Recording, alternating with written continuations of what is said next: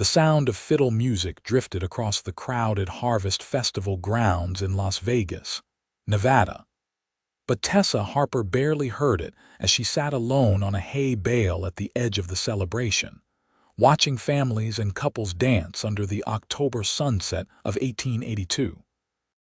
She had arrived in town 3 months ago after her father's death left her orphaned at 21, and despite the welcoming nature of the small desert community, she had never felt more alone in her entire life. The warm evening air carried the scent of roasted corn and apple cider, reminding her painfully of harvest festivals back in Missouri when her parents were still alive, when she had a place in the world that made sense.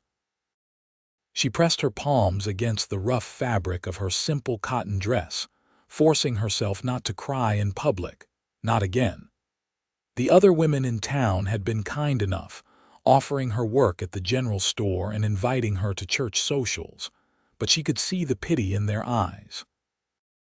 Nobody wanted to be friends with the sad orphan girl who had nothing and no one. She had learned to make herself small, to fade into the background, to expect nothing from anyone. "Evening, miss." The voice came from directly beside her, deep and gentle, startling her so much that she nearly fell off the hay bale. She looked up to find a tall cowboy standing there, his hat in his hands, brown hair slightly mussed from where the hat had been. He had warm hazel eyes and a face that looked honest, maybe 24 or 25 years old, with the sun-weathered skin of someone who spent his days outdoors. "I noticed you sitting here all alone, and I figured that was just about the saddest thing I have seen at a harvest festival. Name is Fletcher Novak. Would you mind if I sat with you?" Tessa blinked up at him, momentarily speechless. In 3 months, no one had approached her like this, with such straightforward kindness and no trace of pity. "I suppose not," she managed, her voice coming out quieter than she intended. Fletcher settled onto the hay bale beside her, keeping a respectful distance but close enough that she could smell leather and sage and something else that was probably just him. He did not speak right away, just looked out at the festival crowd with a slight smile on his face. After a moment, he turned to her. "I am Fletcher Novak, like I said. I work the cattle ranch about 5 miles north of town. Been watching you sitting here for the past half hour looking like you lost your best friend, and I thought to myself, Fletcher, you cannot let a pretty girl spend the harvest festival alone. That would be a crime against nature itself." Despite everything, Tessa felt the corner of her mouth twitch. "I am Tessa Harper, and I am fine sitting alone." "Nobody is fine sitting alone at a harvest festival," Fletcher said with such certainty that she almost believed him. "The whole point of celebrating the harvest is to celebrate it together. To be grateful for what we have and to share it with others. So here I am, ready to share this evening with you if you will let me." Tessa studied him carefully, looking for signs of mockery or ulterior motives, but his expression remained open and genuine. "Why?" she asked bluntly. "You do not know me." "That is true," Fletcher acknowledged, "but I would like to, if you are willing." He paused, then added more softly, "I know what it is like to feel alone in a crowd, Miss Harper. Lost my mother when I was 15 and my father followed 2 years later. Been on my own since then, working ranches and trying to find a place that feels like home. Las Vegas has been good to me these past 4 years. But I remember those first months when I did not know anyone and everyone else seemed to have families and friends, and I had nothing but my horse and my saddle.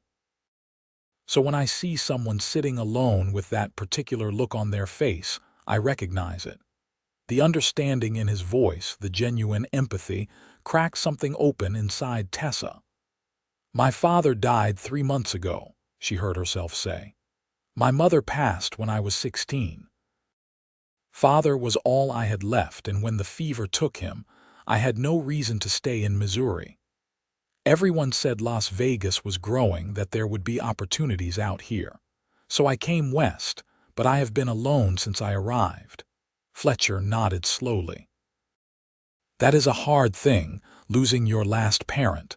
I am sorry for your loss. The words were simple, but they carried real weight. He was not offering empty platitudes or trying to tell her it would get better. He was just acknowledging her pain as real and valid.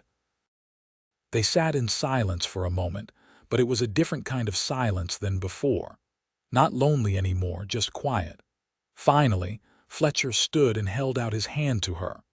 Tessa Harper, would you do me the honor of walking around this festival with me?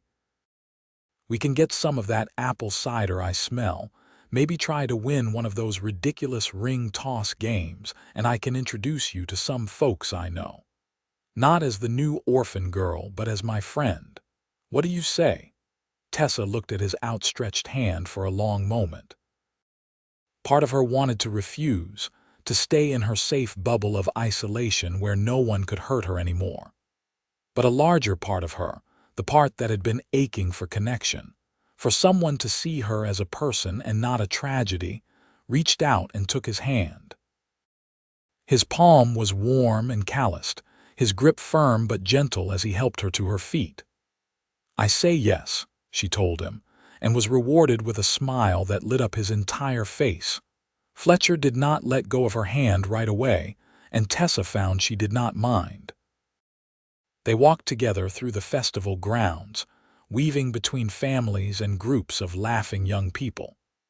True to his word, Fletcher bought them both cups of apple cider, the sweet liquid warming her from the inside. He told her stories about the ranch where he worked, about the ornery cattle, and the even more ornery ranch foreman, who nonetheless had a heart of gold. He made her laugh, actually laugh, for the first time in months when he described trying to teach a new horse to accept a saddle and ending up in the water trough instead. You should have seen the foreman's face, Fletcher said, his eyes crinkling at the corners. He just stood there shaking his head and said, Fletcher, that horse is smarter than you are, and you know what? He was probably right. What did you name the horse? Tessa asked, surprising herself with how engaged she felt in the conversation. Thunder, because he moves like lightning and sounds like a storm when he is in a mood. Fletcher grinned. We get along now, Thunder and me. Had to earn his respect first. Horses are like people that way. You cannot just expect them to trust you. You have to show them you are worth trusting. They stopped at the ring toss booth, where Fletcher paid the attendant and handed Tessa 3 wooden rings.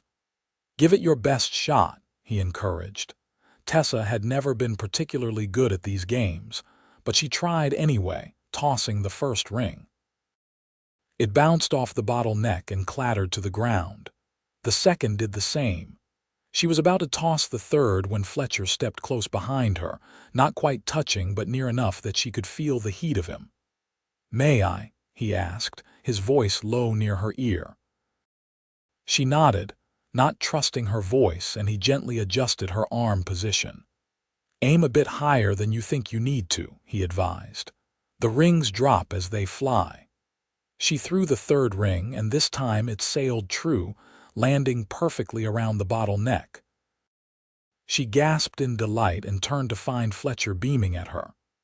I knew you could do it, he said. The attendant handed her a small cloth doll as a prize, and Tessa clutched it like it was precious. It was such a small thing, but it represented something larger. She had participated in the festival. She had won something. She was not just sitting on the sidelines of life anymore. As they continued walking, Fletcher introduced her to people he knew. The blacksmith and his wife, who invited her to their home for Sunday dinner. The seamstress who said she could use help with the harvest season orders if Tessa knew her way around a needle. The banker who mentioned that his sister ran a boarding house and always had room for respectable young ladies. Each introduction was made warmly, with Fletcher presenting Tessa as his friend, not as someone to be pitied.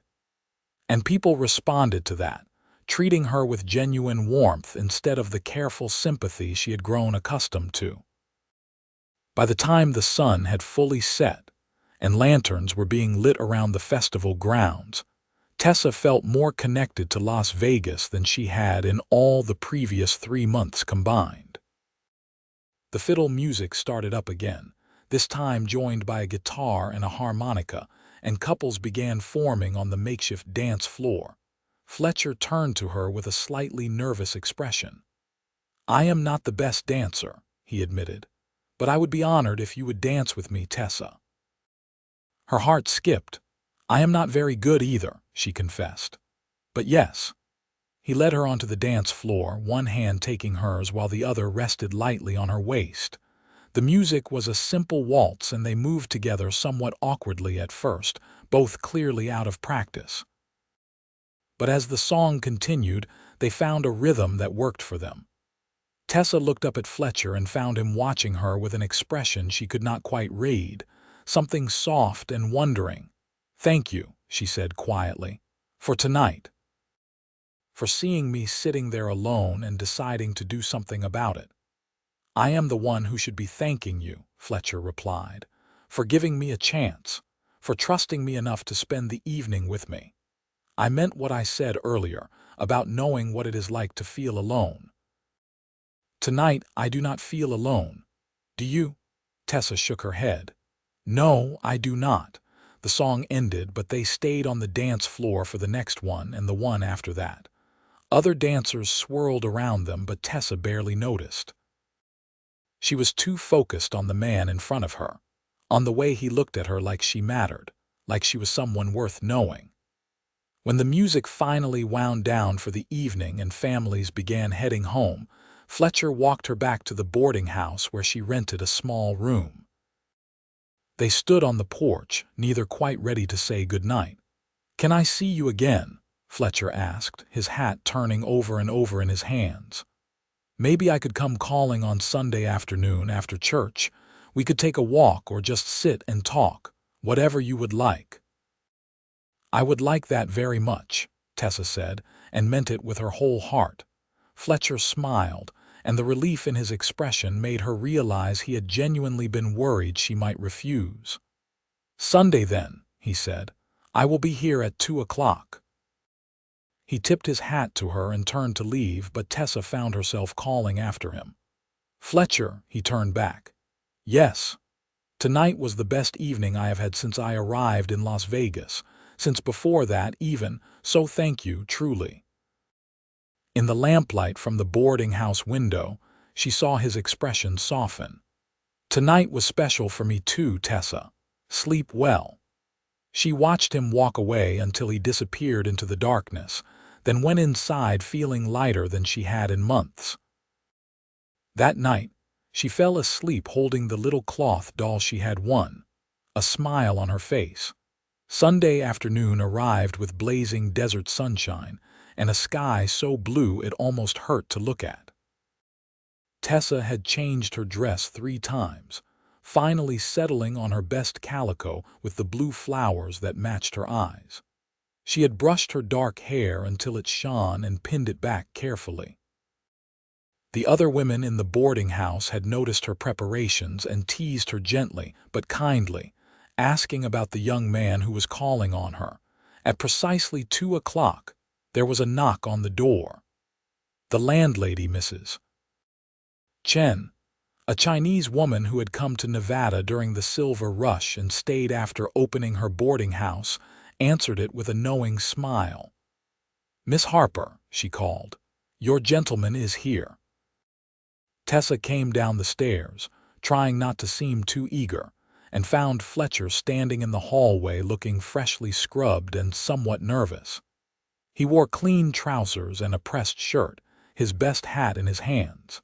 His face broke into a relieved smile when he saw her. "Miss Harper," he said formally, then seemed to catch himself. "Tessa, you look beautiful." "Thank you," she said, feeling her cheeks warm. "You look very nice yourself." They walked through town together, past the general store and the church, toward the edge of town where the desert stretched out in all directions. It was hot, but a dry heat that was bearable in the shade. Fletcher led her to a spot under a cluster of cottonwood trees near a small creek, one of the few water sources in the area. "I thought we could sit and talk," he said. "If that is all right with you, I brought some food." He held up a basket she had not noticed before. "Nothing fancy, just some bread and cheese and apples, but I figured we might get hungry." They settled under the largest tree, and Fletcher spread out a blanket he had brought. For a moment, they just sat in comfortable silence, listening to the trickle of the creek and the rustle of cottonwood leaves. Then Fletcher turned to her with that open, honest expression she was beginning to recognize as characteristic of him. "Tell me about Missouri," he said. What was it like growing up there? So Tessa told him. About the farm her father had worked, though they had never owned it.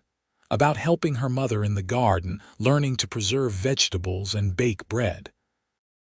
About the one-room schoolhouse she had attended until she was 14, and how she had loved reading more than almost anything. About the long illness that had taken her mother, and how her father had never quite recovered from the loss, becoming quieter and more withdrawn until the fever took him too. "I think part of him died when Mother did," she said quietly. "He kept going for my sake, but his heart was not in it anymore.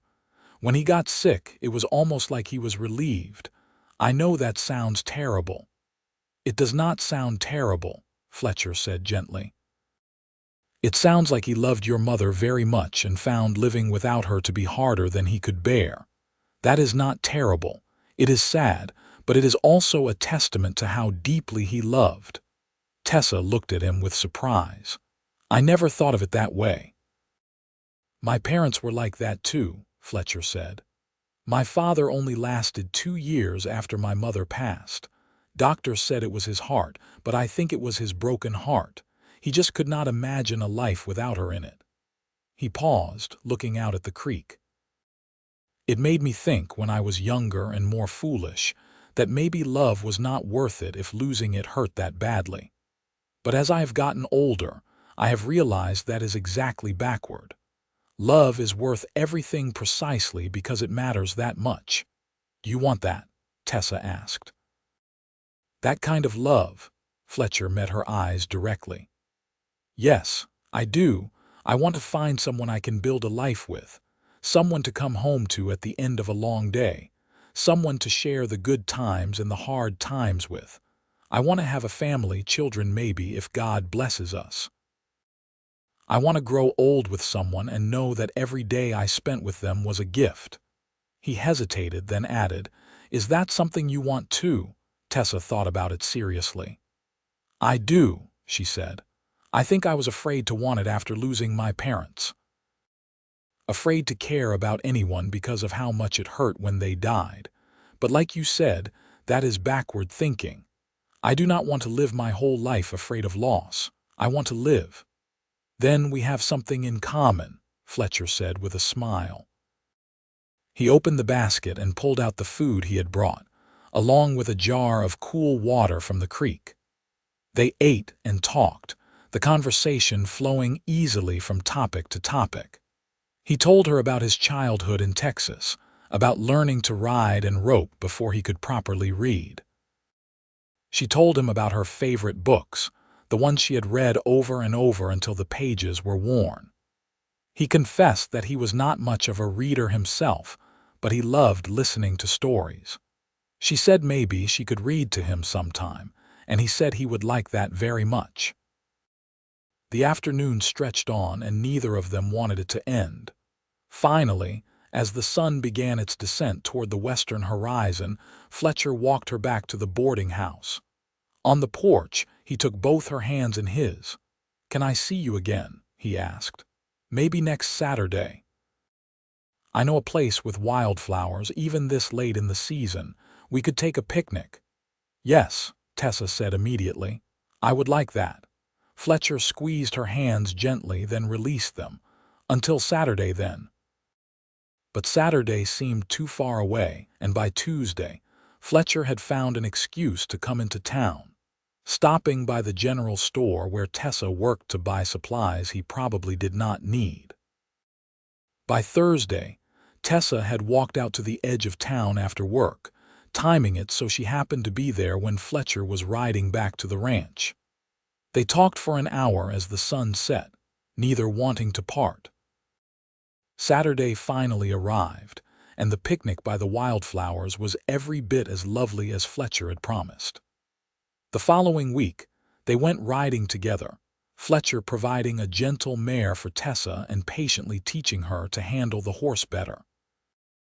The week after that, they attended a church social together, and more than one person commented on what a fine couple they made. 2 months passed in this fashion, with Fletcher and Tessa spending every possible moment together. Tessa felt herself falling in love, though she had not said the words yet. She saw it in the way her heart lifted every time she spotted Fletcher riding into town, in the way she found herself thinking about him at odd moments during the day, wondering what he was doing, if he was thinking of her too, in the way his smile could turn her whole day around, and his laugh made her feel light inside. One evening in mid-December, Fletcher came to call on her looking more serious than usual. They sat in the boarding house parlor, Mrs. Chen having discreetly left them alone while staying within earshot for propriety's sake. "Tessa," Fletcher began, then stopped, seeming to gather his courage. "We have been courting for 2 months now, and they have been the best 2 months of my life. I wake up every morning excited about the day because I know I might get to see you. When I am working on the ranch, I find myself thinking about you, about what you might be doing, what you might think about something that happened. When I go to sleep at night, you are my last thought." Tessa's heart was pounding. "You are my last thought too," she said softly. Fletcher took her hands in his, holding them carefully like they were something precious. "I am not a rich man," he said. "I have some savings, enough to buy a small piece of land eventually, to build a house. I have my horse and my gear and my reputation as a hard worker. It is not much, but it is honest, and I would give all of it, everything I have and everything I am, to make you happy." "Fletcher," Tessa whispered, tears gathering in her eyes. "I love you, Tessa Harper," Fletcher said, his voice strong and sure despite the emotion in it. "I think I started falling in love with you that very first night at the Harvest Festival when you were sitting alone and trying so hard to be brave. I love your kindness and your strength. I love the way you see the world, the way you talk about books like the characters are real people. I love your laugh and your smile and the way you tilt your head when you are thinking hard about something. I love everything about you, and I want to spend the rest of my life loving you if you will let me." The tears spilled over, running down Tessa's cheeks. "I love you too," she said. "I have loved you for weeks now, maybe longer. I was just afraid to say it, afraid it might not be real or might not last. But it is real, is it not? This feeling between us. It is the realest thing I have ever known," Fletcher promised. He reached into his pocket and pulled out a small box. Opening it, he revealed a simple gold band with a small garnet stone. "This was my mother's ring," he said. "My father gave it to me before he died and told me to give it to the woman I wanted to spend my life with. Tessa, will you marry me? Will you let me build a life with you, a home with you? Will you harvest a future with me?" The words echoed his invitation from that first night at the festival, when he had asked her to sit with him, and she had taken the first step toward this moment. Tessa looked at the ring, at Fletcher's hopeful face, and felt absolute certainty settle over her. "Yes," she said. "Yes, I will marry you, Fletcher Novak. I want to build a life with you. I want everything with you." Fletcher's face split into the biggest smile she had ever seen. He slipped the ring onto her finger and it fit as if it had been made for her. Then he leaned forward and kissed her for the first time, gentle and sweet and full of promise. Mrs. Chen came bustling back into the room at that moment, clearly having been listening, and immediately began talking about wedding plans. "A Christmas wedding," she declared. "It would be beautiful. We could decorate the church with evergreen branches, and I could make a special dinner for the reception here at the boarding house." Fletcher and Tessa looked at each other and laughed. "A Christmas wedding sounds perfect," Tessa said. The next 2 weeks were a whirlwind of preparation. The seamstress in town made Tessa a simple but elegant wedding dress in cream-colored silk. The banker's sister helped organize the reception.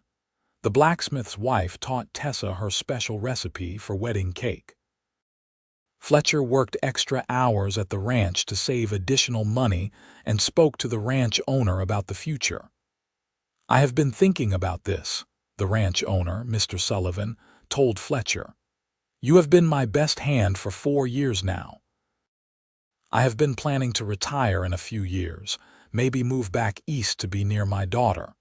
What would you say to buying the ranch from me? Not all at once, we could work out payments, but you could start building equity, making it yours. It is not the biggest spread, but it is a good operation, and I know you would take care of it." Fletcher could hardly believe it. "Are you serious?" "Dead serious," Mr. Sullivan said. "You love this land and these cattle as much as I do. I would rather sell to you than to some stranger. Think about it, talk to your bride-to-be, and let me know." That evening, Fletcher told Tessa about the offer. They sat together on the porch of the boarding house, bundled in coats against the December chill.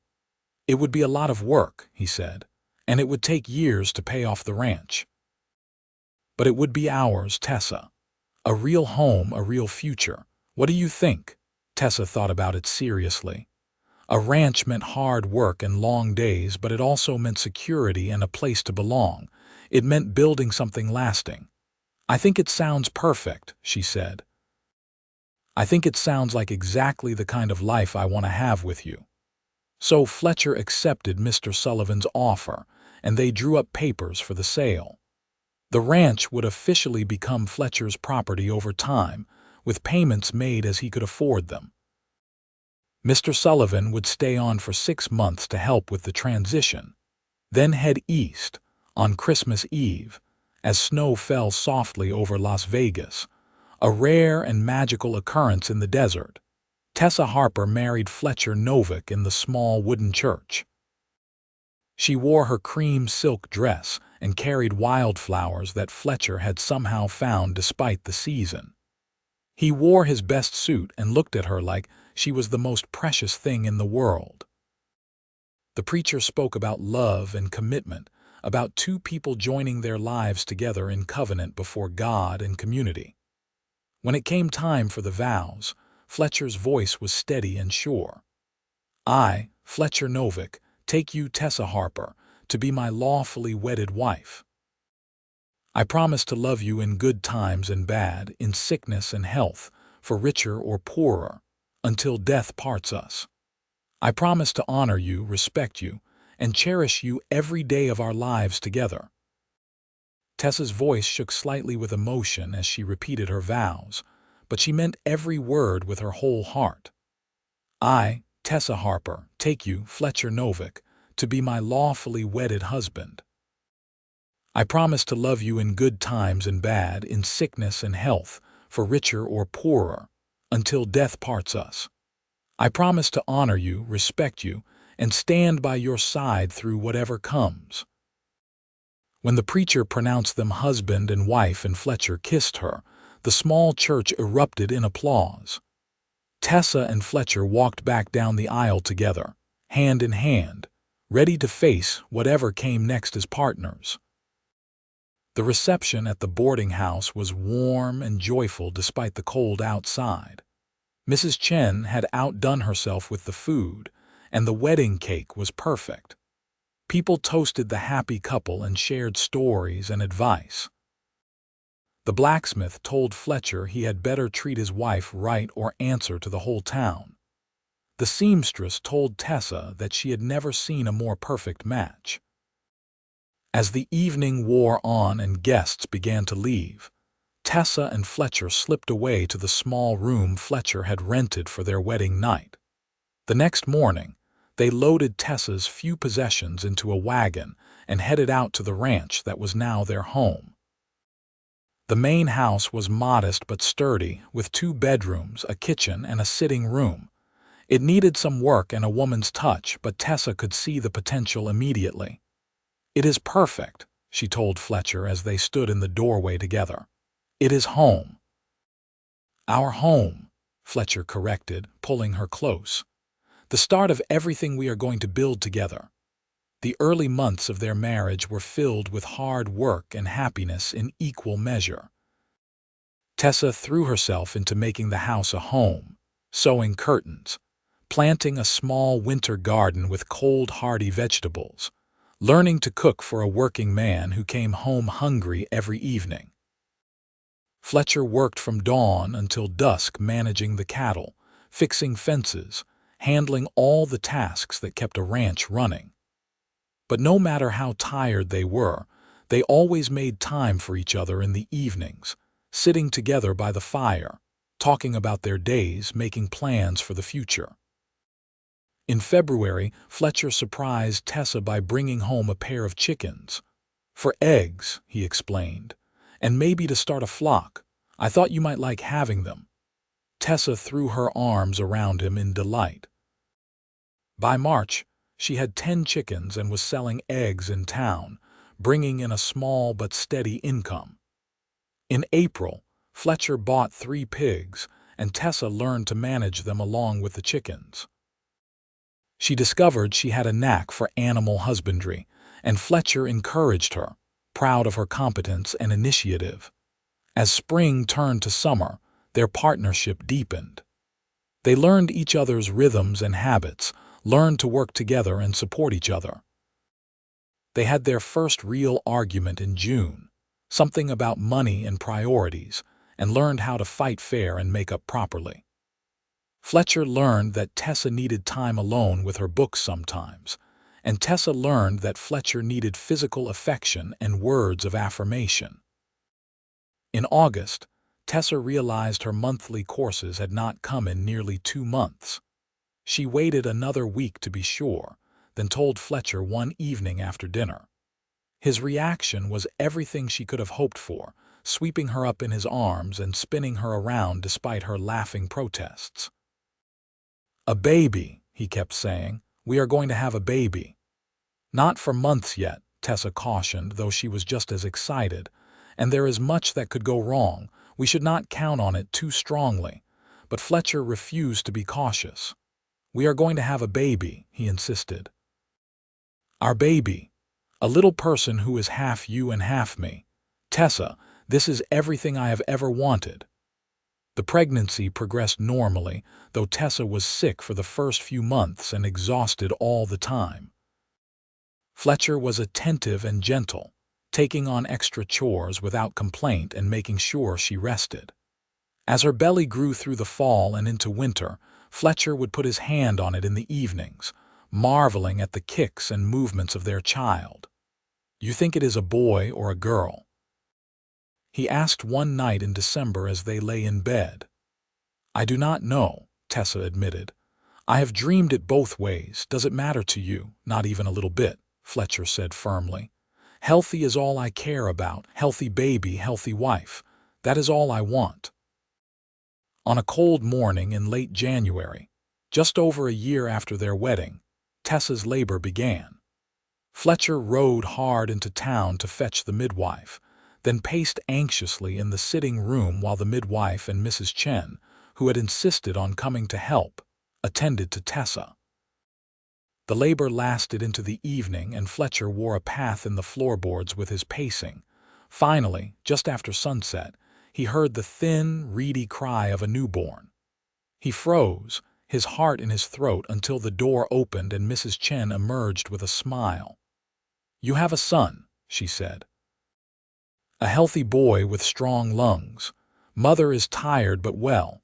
You can come in now." Fletcher entered the bedroom on shaking legs to find Tessa propped up against pillows, exhausted and tear-stained but radiantly happy, holding a tiny bundle wrapped in blankets. "Fletcher," she said softly, "come meet our son." He approached slowly, almost reverently, and looked down at the small red face peeking out from the blankets. The baby had a shock of dark hair and was making little snuffling noises. Fletcher felt his eyes fill with tears. "He is perfect," he whispered. "Tessa, you are amazing. Look what you did. Look what we made." "What should we name him?" Tessa asked. They had discussed names but never settled on anything definite. Now, looking at his son, Fletcher knew. "Daniel," he said. "After my father, Daniel Harper Novak, if that is all right with you." "Daniel Harper Novak," Tessa repeated, trying it out. "I love it. Hello, Daniel. Welcome to the world, little one." The baby yawned, and both parents laughed through their tears. Mrs.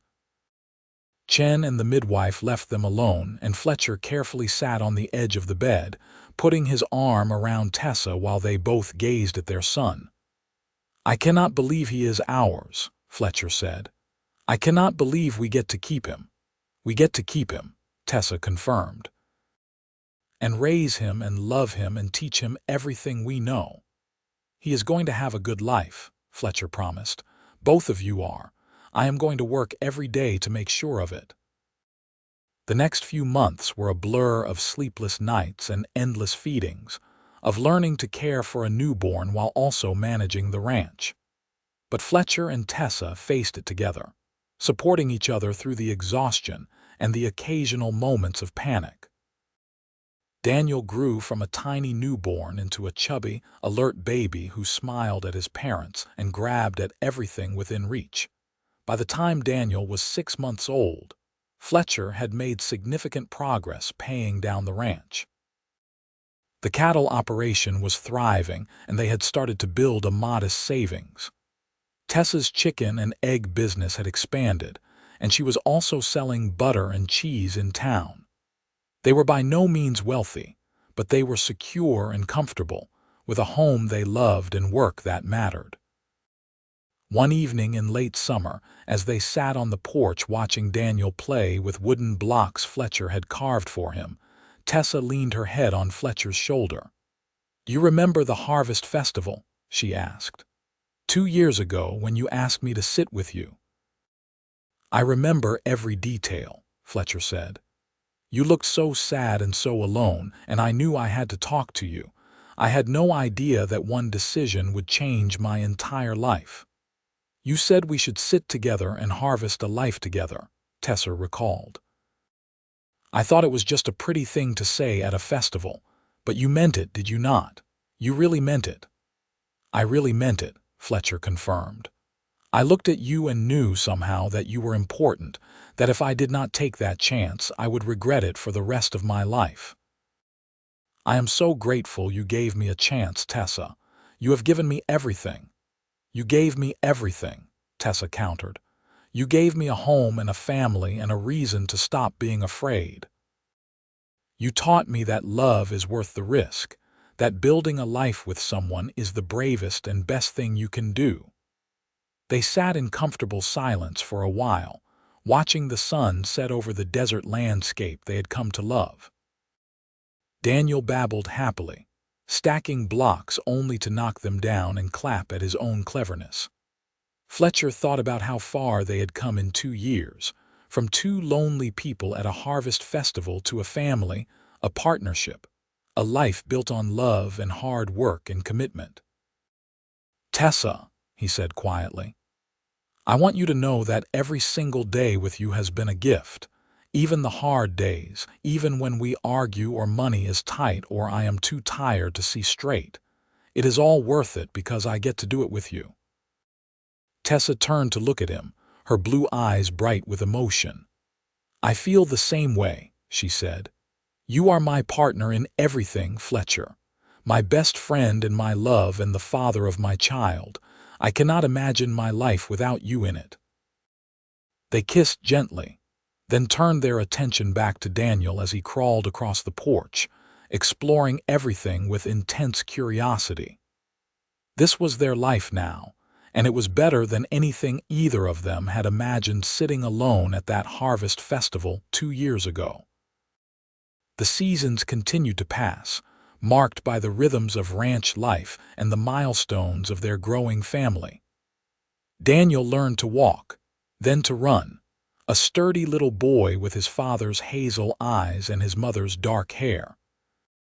He loved following Fletcher around the ranch, mimicking everything his father did with adorable seriousness. Tessa taught him his letters and numbers, reading to him every night before bed just as she had once dreamed of doing with her children. When Daniel was 3 years old, Tessa discovered she was pregnant again. This time the pregnancy was easier, and she delivered a healthy daughter in the spring. They named her Margaret, after Tessa's mother, and called her Maggie.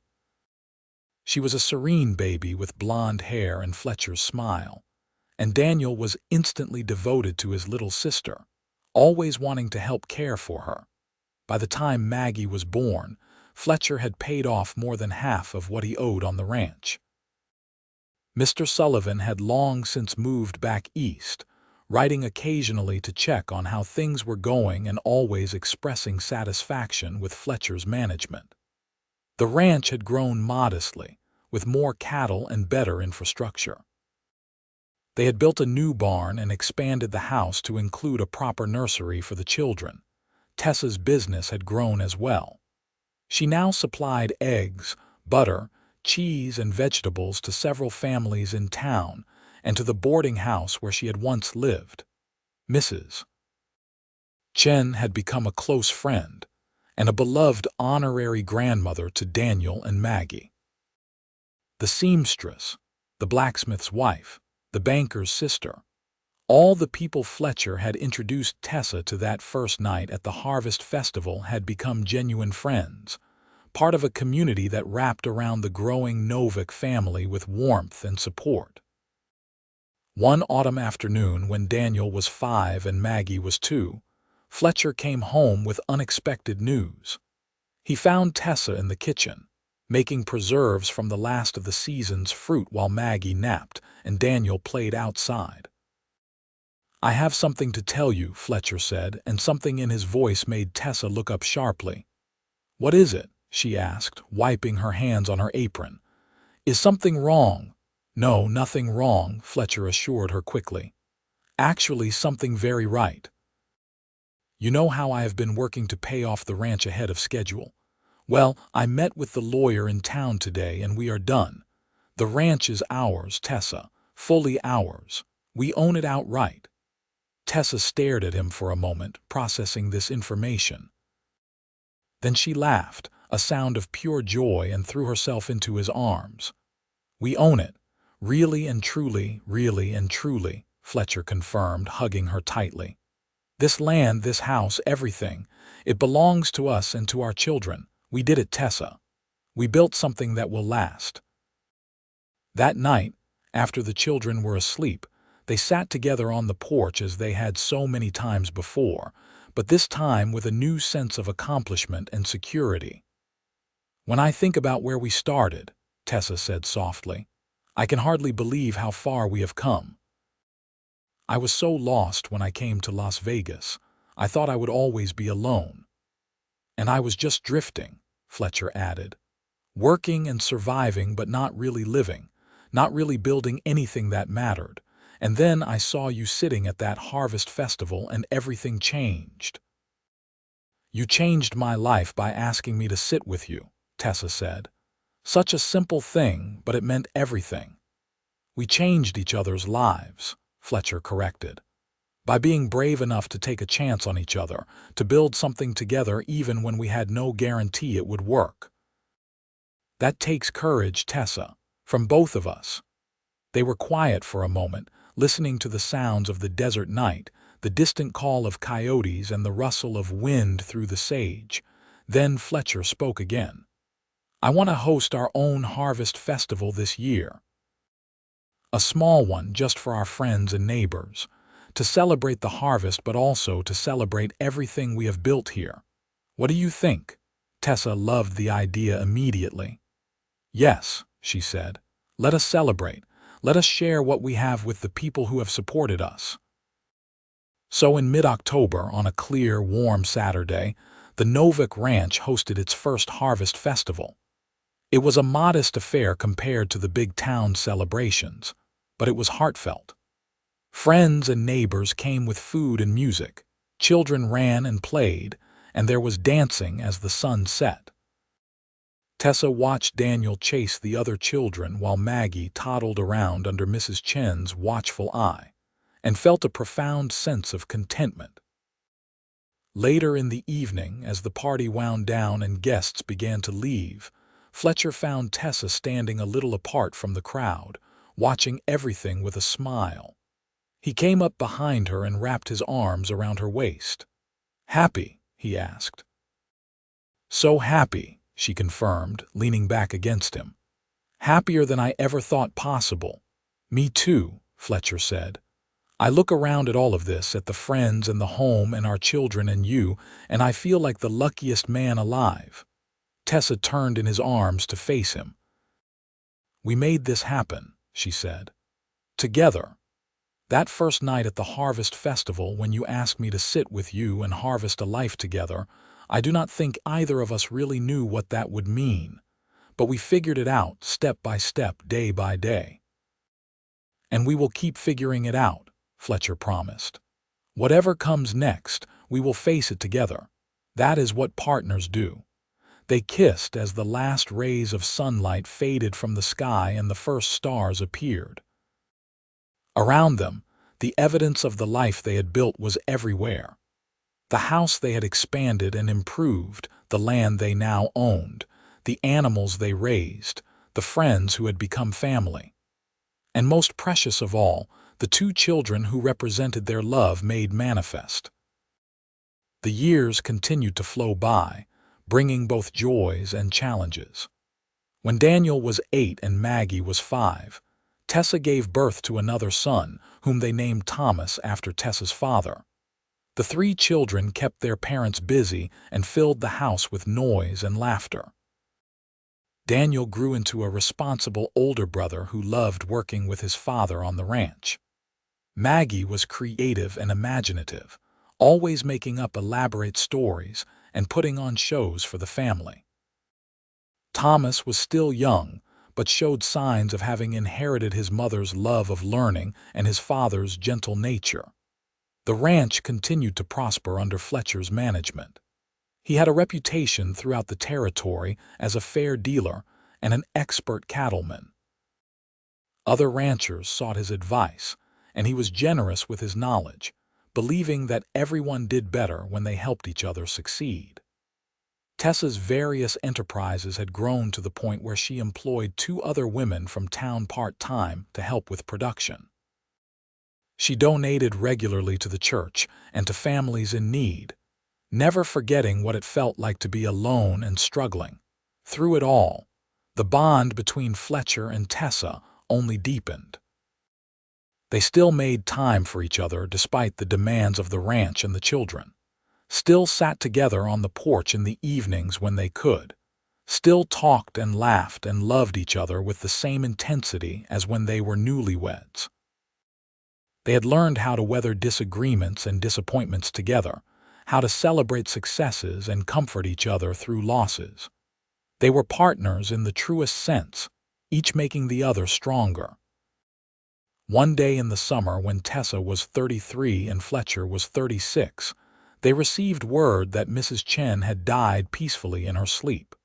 It was not unexpected, as she had been in failing health for some time, but it hit both of them hard. Mrs. Chen had been a constant presence in their lives, a friend and mentor who had supported them from the very beginning. At the funeral, Tessa cried openly, leaning on Fletcher for support. "She was so kind to me when I had no one," she said. "She made me feel welcome when I felt so out of place." "I loved her." "She loved you too," Fletcher said gently. "She told me once that you were like a daughter to her, that watching you and I build our life together was one of her great joys. She had a good life and a peaceful end, Tessa. We should celebrate that, even as we mourn her." After the funeral, They learned that Mrs. Chen had left them something in her will, a set of beautiful Chinese silk handkerchiefs embroidered with flowers, and a letter. Tessa opened the letter with shaking hands and read it aloud to Fletcher. "My dear Tessa and Fletcher," it began. "By the time you read this, I will be gone, but I want you to know how much joy you have brought to my life. Tessa, when you arrived in Las Vegas so lost and alone, I worried for you. But then Fletcher saw you at the Harvest Festival and had the wisdom to approach you, and everything changed. I have watched you two build a love that is strong and true, a family that is full of warmth and laughter, a life that is rich in all the ways that matter. You have shown me that love and commitment can overcome any obstacle, that two people who truly care for each other can create something beautiful. Thank you for letting me be part of your journey. Live well, love much, and remember me with smiles, not tears. Your friend always, Mei Chen." By the end of the letter, both Tessa and Fletcher were crying. "We will remember her," Tessa said fiercely, "and we will make sure our children remember her too. She was part of our story, part of how we became who we are." They incorporated Mrs. Chen's memory into their family lore, telling Daniel, Maggie, and Thomas stories about the kind Chinese woman who had helped their parents when they were young and struggling. They kept the silk handkerchiefs in a place of honor, and every year on the anniversary of Mrs. Chen's death, they made Chinese dumplings using a recipe she had taught Tessa, a way of keeping her memory alive. As the children grew older, Fletcher and Tessa began to share with them the story of how their parents met. Daniel, practical and curious, wanted to know what Fletcher had said exactly to get Tessa to talk to him. Maggie, romantic and dreamy, loved the part about the first dance. Thomas, still young, just liked hearing that his parents had loved each other from the beginning. "The important thing," Fletcher told them one evening at dinner, "is that I saw someone who needed a friend and I had the courage to speak up, and your mother had the courage to give me a chance. Everything good in our lives came from that one moment of bravery." "Was it scary?" Daniel asked. "Walking up to someone you did not know. Terrifying," Fletcher admitted. "I thought she might tell me to go away, that she did not need or want company. But I knew I would regret it if I did not try, and I have never regretted trying, not for one single second." "I am glad you tried," Maggie said. "Otherwise we would not be here." "That is true," Tessa said with a smile. "You three are the best thing that ever happened to us besides each other. Our family is our greatest blessing." When Daniel turned 18, Fletcher officially made him a partner in the ranch operation. The boy had earned it, working hard and showing good judgment and a real love for the land. Maggie, at 15, was helping her mother with the business and showing a talent for organization and numbers.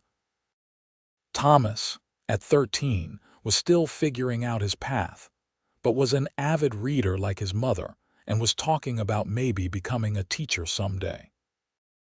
One evening, Fletcher and Tessa found themselves alone on the porch again, a rare occurrence now that the children were older and more independent, but still living at home.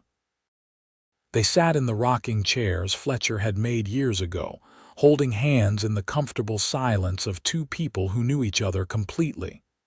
"You ever think about that night at the Harvest Festival?" Tessa asked. "Our first night together." "All the time," Fletcher said. "I think about the girl sitting alone trying to be brave, and the boy who almost walked past her but decided to take a chance. I think about how different our lives would be if I had kept walking." "I think about it too," Tessa admitted. "About how close I came to spending my whole life alone because I was too afraid to let anyone in. If you had not approached me, I do not know if I ever would have reached out to anyone. You saved me, Fletcher." "We saved each other," Fletcher corrected gently. "You gave my life purpose and meaning. Before you, I was just existing. After you, I was living, really living."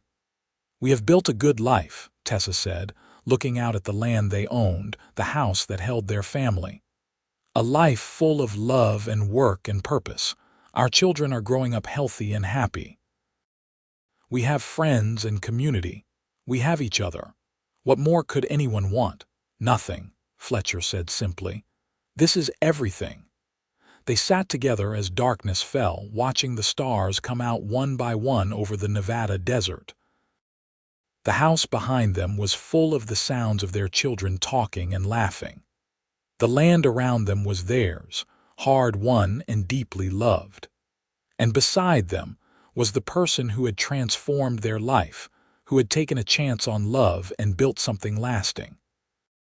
The following autumn, Fletcher and Tessa celebrated their 20th wedding anniversary with a big party at the ranch. Friends and neighbors came from all over to celebrate with them, and the entire town seemed to turn out. There was music and dancing and so much food that the tables groaned under the weight of it all. At one point in the evening, the blacksmith, now gray-haired but still strong, stood up to make a toast. 20 years ago, he said, a young cowboy brought a shy girl to meet me and my wife. He introduced her as his friend, and we could all see he was already half in love with her. Over the years, we have watched Fletcher and Tessa build something rare and beautiful, a true partnership, a love that has stood the test of time. They have faced droughts and difficult births and financial struggles and loss, but they have faced it all together. They have raised 3 wonderful children and built a successful ranch and remained as devoted to each other as the day they married. So I raise my glass to Fletcher and Tessa Novak.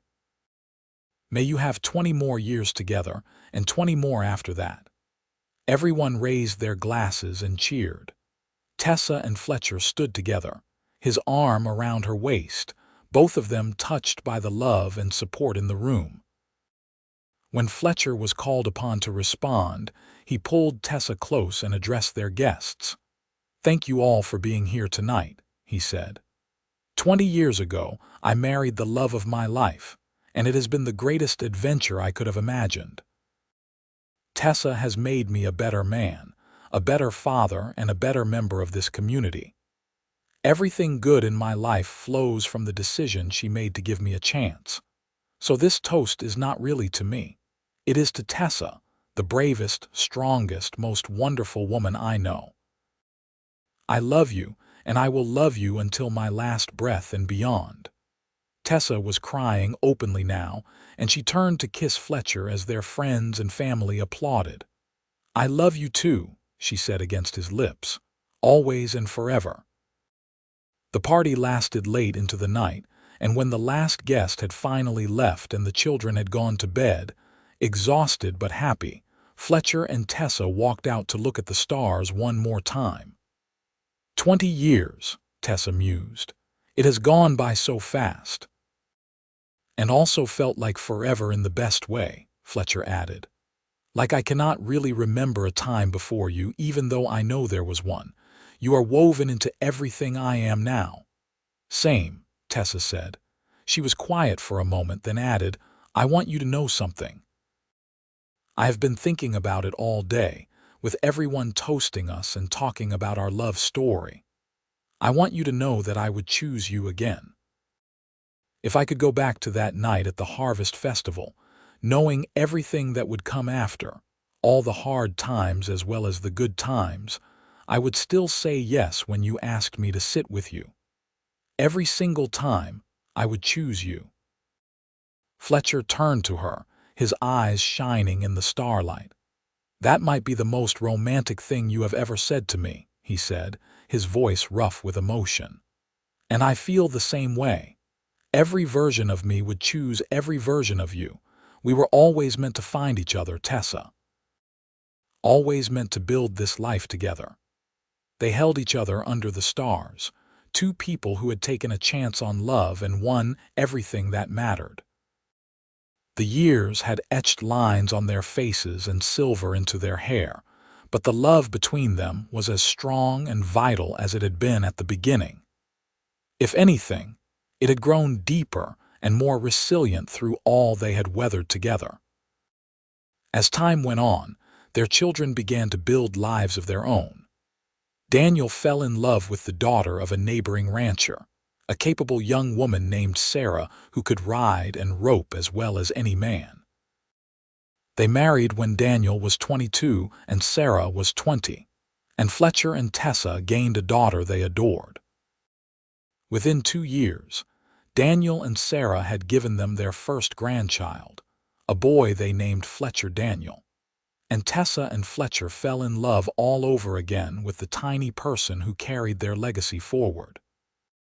Maggie surprised everyone by falling in love with a teacher who came to Las Vegas from California, a gentle man named Robert who encouraged her creativity and supported her dreams. They married when Maggie was 19 and Robert was 22. And they built a house in town where Maggie could continue helping with her mother's business while Robert taught at the school. Their first child, a daughter they named May after Mrs. Chen, arrived with much joy and celebration. Thomas, true to his early inclinations, went away to study teaching but came back to Las Vegas after 2 years, homesick for the desert and his family. He took a position at the local school and was beloved by his students for his patience and kindness.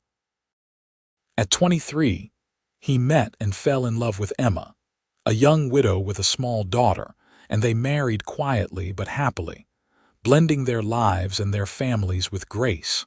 Fletcher and Tessa watched their children build their own lives and loves with pride and joy. They became the matriarch and patriarch of a growing family, hosting Sunday dinners and holiday celebrations, offering advice when asked and support always. The ranch continued to thrive, now with Daniel and Sarah running the day-to-day operations while Fletcher served more as an advisor and planner. On their 30th wedding anniversary, Fletcher and Tessa took a trip together, just the two of them, back to the church where they had married, and then to the spot where the old Harvest Festival grounds had been. Las Vegas had grown significantly in 30 years, and the festival was now held in a different location, but they could still see where it had been, could still remember that night when everything changed. "I can see you," Fletcher said, pointing to a spot near where they stood. "Sitting on that hay bale, trying so hard to be invisible. And I can see me, working up the courage to walk over and talk to you." "I thought you were crazy," Tessa admitted with a laugh, "or making fun of me. I could not understand why someone like you would want to talk to someone like me." "Someone like me," Fletcher repeated. "Tessa, I was a ranch hand with nothing but a horse and a dream. You were a beautiful, intelligent woman who deserved so much more than I could offer." "You offered me everything that mattered," Tessa said. "Love and partnership and a chance to build something meaningful. You saw me when I felt invisible. You made me believe I was worth something, and then you spent 30 years proving it every single day." Fletcher pulled her close. "We have had a good run, have we not?" he said. "And we still have more to come. More grandchildren to spoil, more sunsets to watch together, more years to love each other." "Many more years," Tessa agreed. "I am not done with you yet, Fletcher Novak." They stood together on the spot where their story had begun, 30 years of love and life behind them, and however many years they were blessed with still ahead. They had built exactly what Fletcher had proposed that first night. They had harvested a life together, and it was rich and full and beautiful. The years continued their march, bringing both joy and inevitable sorrow. Fletcher and Tessa celebrated the births of more grandchildren and eventually great-grandchildren. They watched Las Vegas transform from a small frontier town into a proper city. They saw the West change and modernize, though the ranch and their way of life remained relatively constant, a touchstone of tradition in a changing world. When they were in their 60s, they finally passed full ownership of the ranch to Daniel and Sarah. knowing it was in capable hands. Fletcher and Tessa moved to a smaller house on the ranch property, still involved in the operation but no longer bearing the daily burden of running it. They spent their time with family, tending a large garden, and simply enjoying each other's company after decades of hard work. On what would turn out to be their 51st wedding anniversary, Fletcher woke before dawn feeling more tired than usual. Tessa stirred beside him, immediately attuned to any change in him after more than 50 years together. "Are you all right?" she asked. "Just tired," Fletcher said. Nothing to worry about. But there was something in his voice that made Tessa look at him more carefully. Throughout the day, he seemed slower, more contemplative. That evening, as they sat on the porch of their small house watching the sun set, he took her hand in his. "Tessa," he said quietly, "I need you to know something. These 51 years with you have been the greatest gift of my life. Every morning I woke up next to you was a blessing. Every child we raised, every challenge we overcame, every moment of joy and even sorrow, I would not trade any of it. You made my life worth living." "Fletcher, you are scaring me," Tessa said, her heart beginning to race. "Why are you talking like this?" "I am not trying to scare you," he said gently. "I just want to make sure you know that you have always known, but especially now. I love you, Tessa Harper Novak. I loved you from the moment I saw you sitting alone at that harvest festival, and I will love you forever. Whatever comes, that will never change." "I love you too," Tessa said, tears beginning to fall. "Fletcher, please do not leave me." "I am not going anywhere right now," he promised, pulling her close. "I am right here with you, always right here." They held each other as the stars came out, both aware that time was precious and uncertain. That night, they fell asleep wrapped in each other's arms as they had done for 51 years. Fletcher lived for another 7 years. Years filled with grandchildren and great-grandchildren, with laughter and love, and the quiet contentment of a life well lived. He passed away peacefully at 73, surrounded by family with Tessa holding his hand. His last words were to her, "My beautiful Tessa, thank you for saying yes, thank you for everything."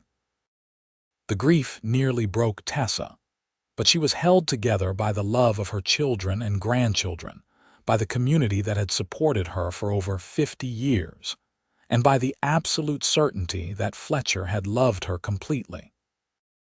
She found comfort in their grandchildren and great-grandchildren, seeing Fletcher's smile in their faces, his kindness in their actions. She continued to live in the small house on the ranch, surrounded by family and by memories of the life they had built together. On what would have been their 60th wedding anniversary, Tessa made her way to the spot where Fletcher had first approached her at the Harvest Festival so many years ago. The area was completely different now, built up with shops and houses, but she could still see it in her memory as clear as day. She stood there with tears on her weathered cheeks and spoke to Fletcher as if he were standing beside her. "We did it," she said softly. "Everything you said that first night about sitting together and harvesting a life together, we did it.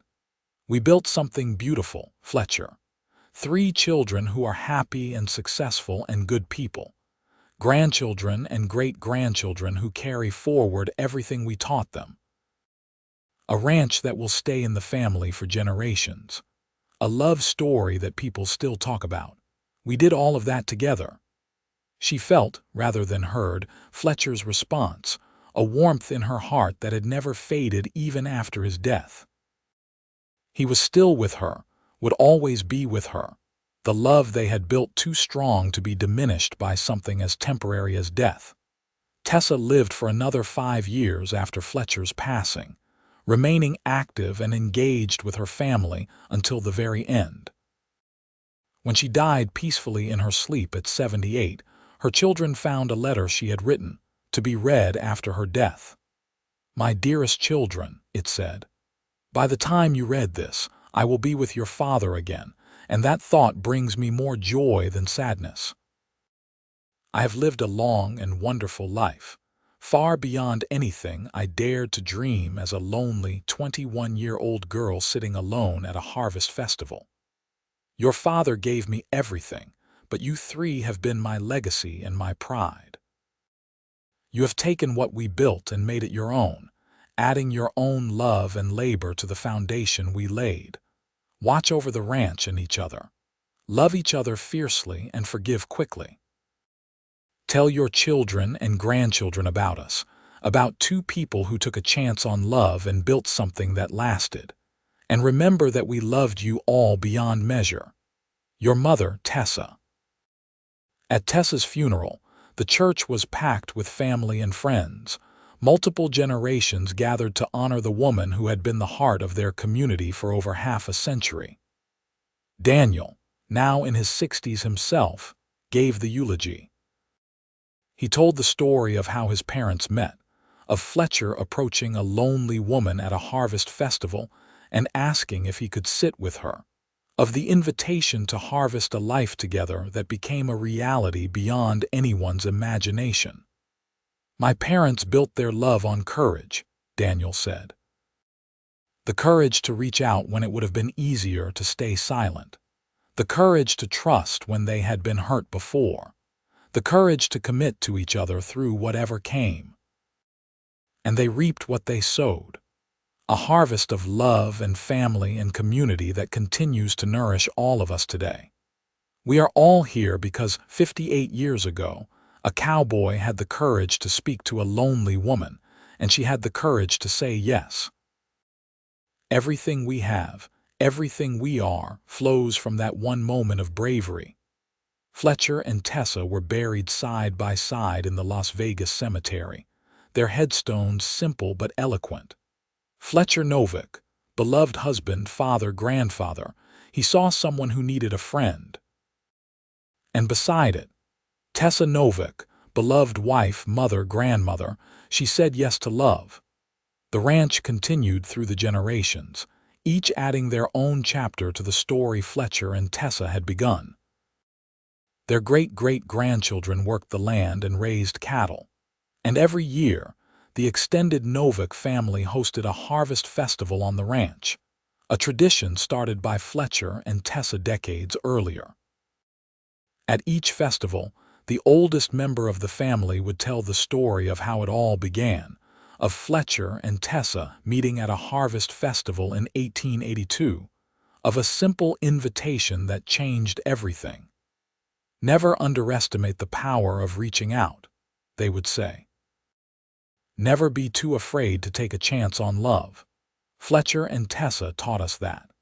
They showed us that two people who commit to building a life together can create something that lasts for generations. That is their legacy to all of us. The courage to love, the willingness to work, and the faith that building a life together is worth whatever it costs. And so the story lived on, passed down through the generations, a reminder that sometimes the greatest adventures begin with the simplest gestures. A cowboy asking a lonely woman if he could sit with her. An invitation to harvest a life together. A yes that changed everything. Fletcher and Tessa's love story became part of the fabric of Las Vegas history. A testament to the power of love, courage, and commitment. Their descendants carried their values forward, and the ranch they had built together remained in the family. A living monument to what two people could create when they chose to face life as partners. In the end, Fletcher and Tessa Novak had exactly what they wanted. A life built together, a family that carried on their legacy, and a love that lasted not just a lifetime but for generations after. They had harvested a life together in every sense of the word, and the yield of that harvest was beyond measure, blessing everyone who came after them with the example of their love and the strength of the foundation they had built. It was a story that reminded everyone who heard it that true love is not just about feelings but about choice, about courage, about showing up for each other day after day and building something that lasts. And it all began with a cowboy at a harvest festival who saw a lonely woman and decided to take a chance.